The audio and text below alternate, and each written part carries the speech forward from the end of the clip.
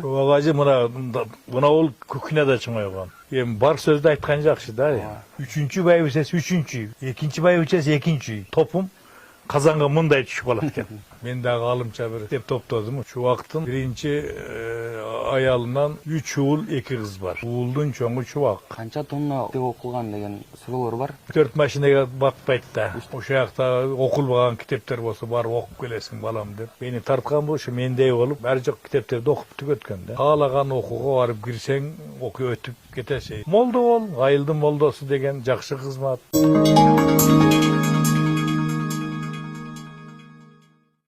Ассаламу алейкум, урматтуу телекөрүүчүлөр. Бүгүн биз Жалал Абад областына караштуу Базар Коргон районунун Баймундуз айылында устатыбыз Чубак ажы Жалиловдун үйүнө келдик. Ошол Чубак ажы Жалиловду кандай ата тарбиялаган деген болсоңуздар, биз ата атабызга келип бир аз маектешип кетели деп чечтик. Биз азыр дал ушул атабыздын Чубак ажы Жалилов устатыбыздын төрөлүп өскөн үйүнө келдик. Анда эмесе биз менен болуңуздар. Ассаламу алейкум ата. Ва алейкум. Кандайсыз? Жакшы отурасызбы? Ден соолугуңуз жакшыбы? Жакшы. Камдысызбы? Жакшы. Урматтуу телекөрүүчүлөр, биздин ушул устатыбыз Чубак ажы Жалиловдун атасы дал ушул инсан. Сиздерге да кызык болуп турса керек, кандай ата ушундай алымды тарбиялаган деген болсоңуздар, биз атабыз менен атай маектешкен келдик. Бир аз маектешип кетебиз. Ата, канча балаңыз бар? Мен эми 5 кыз, 2 уулум бар да. Уулдун чоңу Чубак. Кийинкиси үкасы Сыргак. Кыздардын азыр 4 бар, бирөө өтүп кеткен. Жакшы, баардыгы жогорку билимдүү. Ата, жашыңыз канчада сиздин? Мен азыр жашым 71-де. Устат болсо, ушул Чубак ажы устатыбыздын бир аз балалык кездеринен кичине айтып кетсеңиз. Мен балалык кезде Чубак ушул айылдагы мектепте окуган. Тагайлуу Камал атындагы мектепте окуган. Арасында 6-классты бүткөндө ушул райондун тегерегинде бүт китепканаларда китептердин баардыгын окуп бүтүп, элдерден сурап китеп окуп бүтүп, анан мен китепти алып келе албай, анан Ошко Уркия Салиева мектебине 1 жыл окуганы жөнөткөм. Ошол жакта окулбаган китептер болсо барып окуп келесиң балам деп. Айерде ошол атайын бир группа балдар группасы бар экен. Ошо досумдун үйүндө жүрүп, Калмырза Эргешев деген досум бар. Ошонун үйүндө жүрүп, келип кетип, ошол мектепте 1 жыл окуган.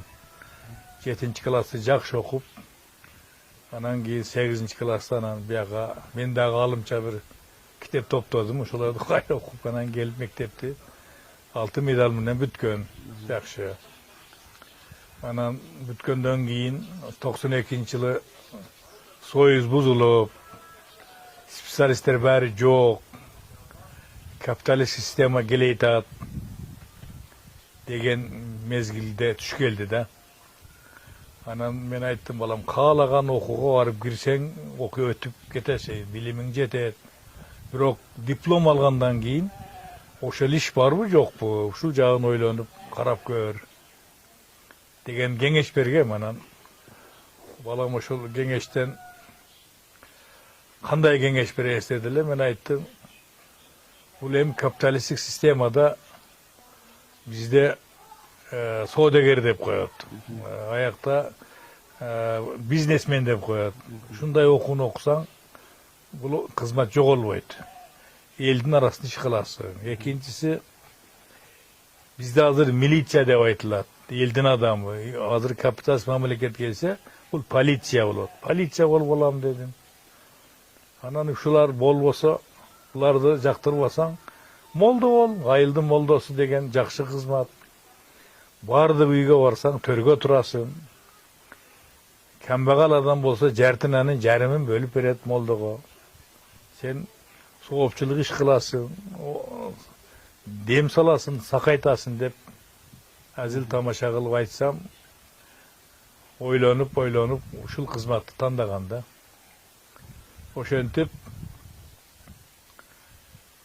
ошол маалда 92-жылы Бишкекте Хазирет Умар атындагы медресеге кирген.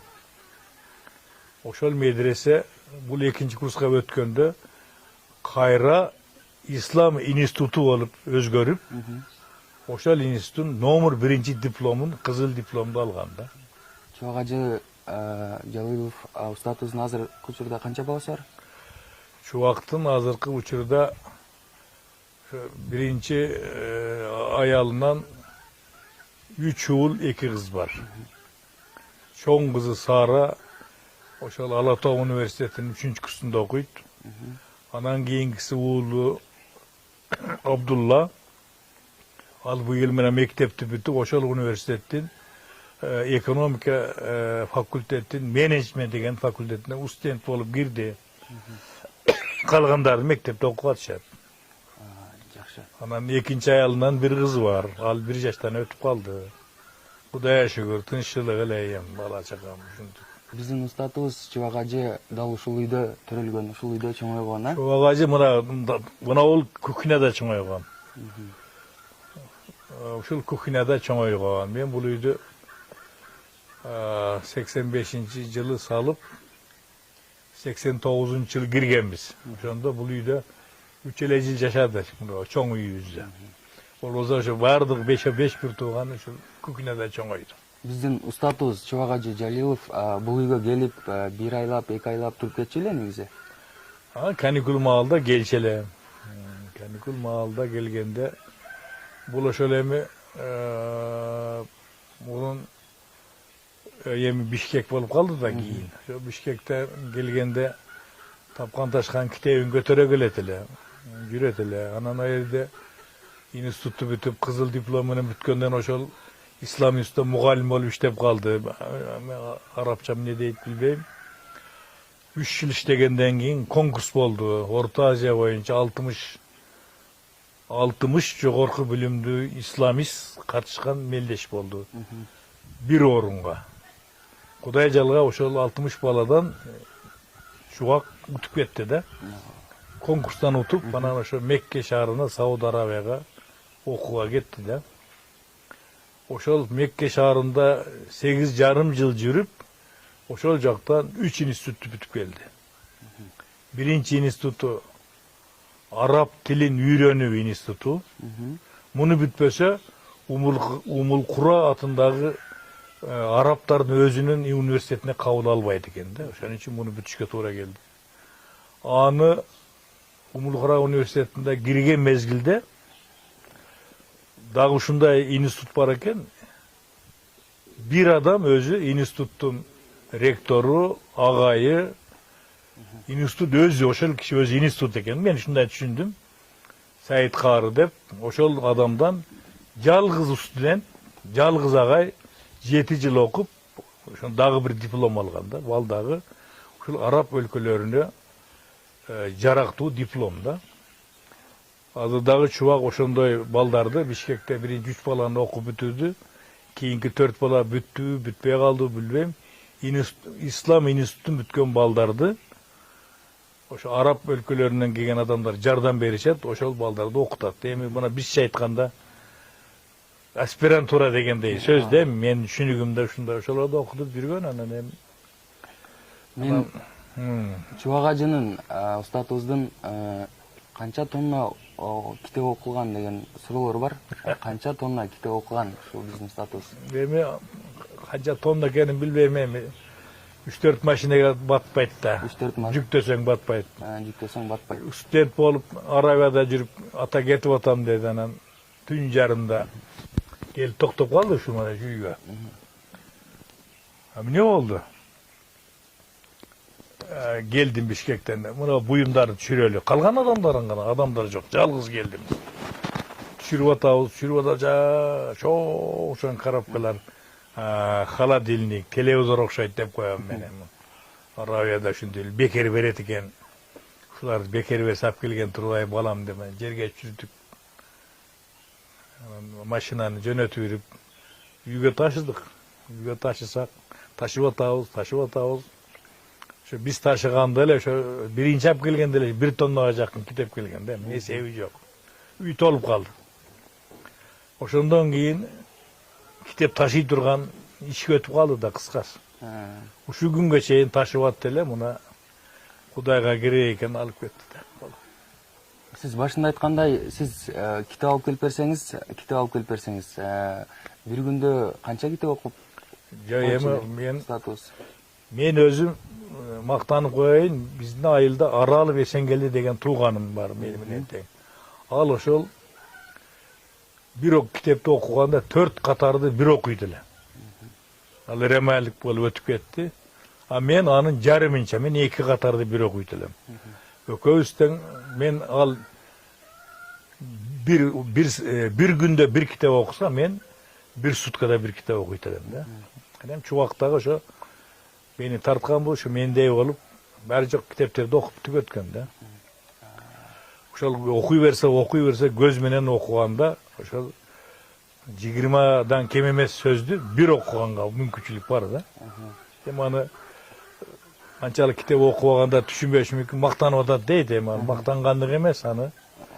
Ошол мисалы үчүн ар кандай 500 бет, 250 парак болобу? Ошол китеп бир отурганда окуп кое турган китеп да, мисалы үчүн чубак үчүн, мен үчүн деле ошо Эсенгелди тууганым үчүн деле ошондой китептер болчу. Илгери Жоро деген китеп болот эле. Булеткеден талашып мен алып келсем, мен түнү менен окуп чыгып эртең менен берем деди. Мен райондан алып келсем, ал бош калган экен. Ал кыйын окуйт да, сен түнү менен окуп чыксаң, эртең эле окуйм дедим. Эртең менен окуп бүттүм деп алып келди. Аны мен дагы аны 2 күндө окуп бүткөм да, ошол Жоро деген китеп. Onu senin papkana çoğurak da onda sarı kitap öyle. Ошол сыяктуу да андан кийин канча китептерди окудук. Устатыбыз китеп окушту сизди тартып калган турбайбы? Ошол китепти эми ошол окуган жагы боюнча китепти окуганда бул ошол 3-4 класста апама Манасты окуп берет эле. Менин атым эмнеге чубак, укамдын аты эмнеге сыргак дегенде апам айтчу эле. Менин Кылыч деген тагам болгон, Манасчы болгон. Ошол катуу чоң катта деп, мен чоң апам катта деп айтат элем. Чоң молдо болгон. Ошол 40 жашына чейин Манас айтып молдочулук кылганда чоң энеси ооруп калып, "Ушу элдин баарын айыктырасың, мени айыктырбайсыңбы?" дегенде ага устат айткан экен, 40 жаштан өтмөйүнчө күчтүү сүрөлөрдү, күчтүү дуаларды окубагын балам деген экен. Десе бай чоң энеси, "Элди айыктырасың дагы, мени айыктырбайсың" деп капа болот экен да. Анан небере анан ошо 40ка чыкпай чоң энесин айыктырып, өзү бул дүйнөдөн өтүп кеткен да. Ошол Кылыч тагабыздын урматына Манастан мунун атын, уулумун атын, чоңун атын Чубак, кичинекейин атын Сыргак деп апам койгон атты. Эмнеге чубак болуп калды деп сурап атпайбы адам? Ооба, эмне үчүн чубак болуп калды? Анан ошол 3-4 класста үйдө 3 томдук болот эле. Манас, Семетей, Сейтек деген. Бетинде кичинекей жазуусу бар. Ошону апам күндө окута берет эле. Күндө окуп бере берип, га күндөрү китеп таппай калса, Оз экем айтып берет эле. 5-6 куплетин айтып коет эле.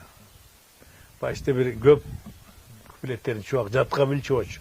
Азырым кейгеде айтып калат анан. Көбүн айтпайт да, ман башка иши көп да. Устаттын жалпы университетти бүтүргөн канча диплому бар? Азыр айтып атпайм, ошол бул жерден институт бүтүп кетти. Ислам институту бүтүп кетти. С отличием менен бүтүп. Анан Арабиядан 3 университет бүтүп келди да. 4 болобу. Азыр мына бул жерде Арабаев атындагы университетти бүтүп, докторантурасын бүтүп, доктор жазып аткан болчу да.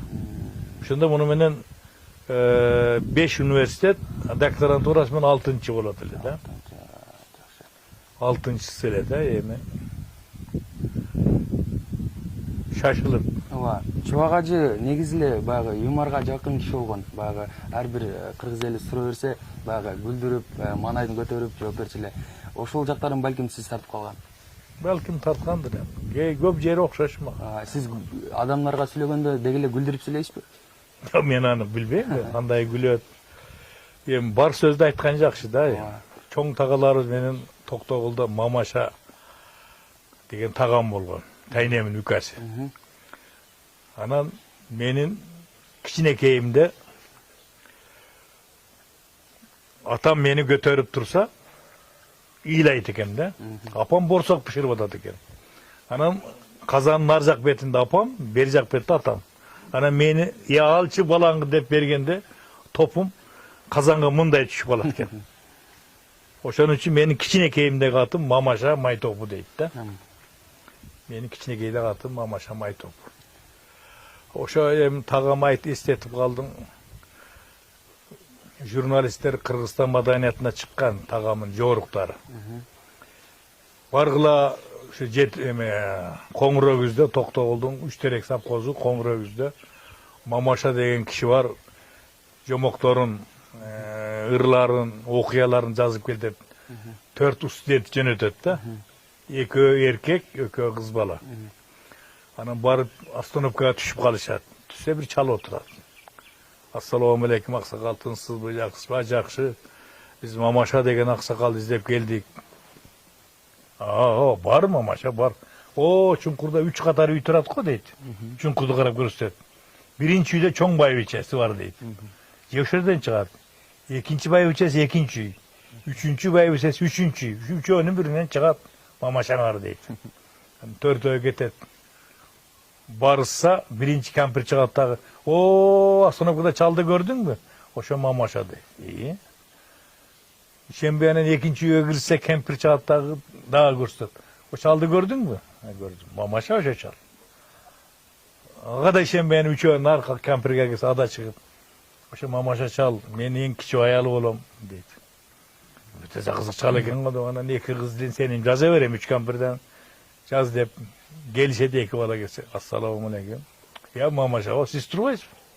Falan. İlgeri Mamaşa olçum. Hazır attım Timotür deva etken. Kıravaysın ben. Şu Timotru degen men tağam bulup da. Yemi karaganda Timotru içinde bulup kalıp. Hazır sizin bu turuşunuz ile yaşınız hazır 71'des. 71'de olan 72'ye tokanız men görünüşünüz 45'teki değil eken. Maktay verim.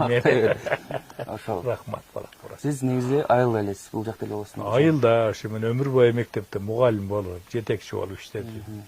Pensiyaga çıktım. Selsevit'te 5 yıl председатель olup işledi. Mektepte başka bir öge tapşırıp koyup işlep, kayta gelip işledik. Elge kızmat kıldık alıbız yetişince. Kuruluş kurduk ayılda. Ayılda mektep kurdu. Mektepte bir 20 yıl açıp jetekçi olup işlep. Akayip'tin doğrunda 10 milyon so'mduk investitsiya tartıp mektep saldık, mektep kurduk. Jakşı işledik. Keyin mektep tapşırgandan keyin Aris'te işlep ömürübüzde bolgon emes. Pap degenen bilesiňerden elder düşünöt. Ayıldık doktorxanada. Anan mektepke banya kurup berdik. Aris'tin esebinen. Transformator koyduk. Jakşı ele, Kudaya şükür, el katары iş kılıp atabız. Emi pensiyadabız bana, oturabız. Hazır biz turgan ayıl internat bolуп айтылабы же? Жок, бул айылдын аты мурун интернационал болгон да. Анан интернационалды көп адам айта албай интернат болуп калган. Интернат болгон себебин ошо Камал Тагаев деген адам Качыдан бул жака туугандарын көчүрүп келген дагы 13 улуттун эли жашаган бу жерде бул айылда. 13 уlut. Өзбек, Тажик, Казак, Кыргыз, Орус, Татар, Дунгандай бар эле. Ошол улуттан азыркы күндө бала чакасы болуп азыр 5-6 улуттун адамы жашайт. Анан эми баягы эсир бузулуп калгандан кийин өзүбүздүн 90% мундуз эли жашаган үчүн мундуз айыл деп ат коюп алдык да, бай мундуз деп. Ушу устаттын кичинекей балдай шоктук кылганбы? Урушуп койгон, балким өзүнүн башкача бир характерлери бар, балким. Эми аны эстей албайм да мен. Эстей албайсыз.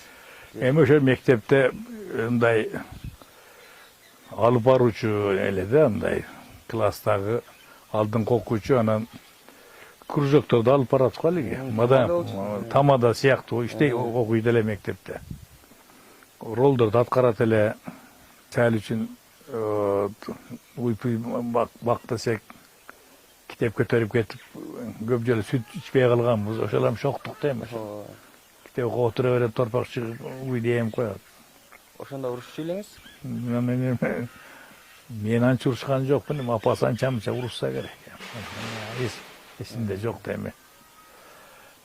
30 yıl ötüp ketdi. Şu bütün Kırgızстанга bir устатыбыздын атасы bir жалпы Кыргызстанга bir жакшы дуа окуган ушу орус сыркодан алысыраак жүрө берет. Эми балдар ушунчалык айтып калдыңар. Ушул мына биз жашап аткан доор баарыбыздын доорубуз.